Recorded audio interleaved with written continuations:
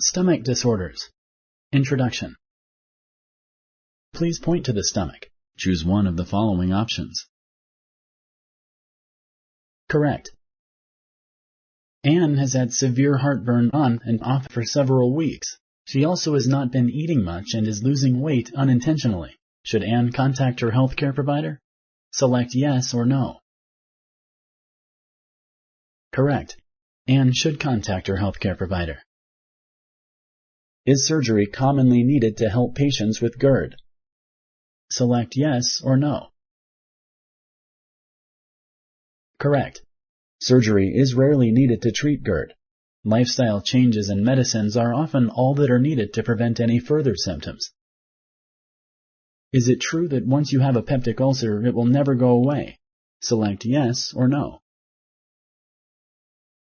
Correct. Peptic ulcers can be treated and even cured. The most common causes of gastritis are H. pylori infection and prolonged use of NSAIDs. Select true or false. Correct. H. pylori infection is the most common cause of non-erosive gastritis. Prolonged use of NSAIDs is the most common cause of erosive gastritis.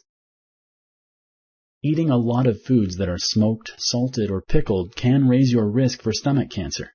Select true or false. Correct. Eating a lot of foods that are smoked, salted, or pickled can raise your risk for stomach cancer. Some other risk factors for stomach cancer are smoking, lack of exercise, and having certain bacterial infections in the stomach. Thank you for using Explain.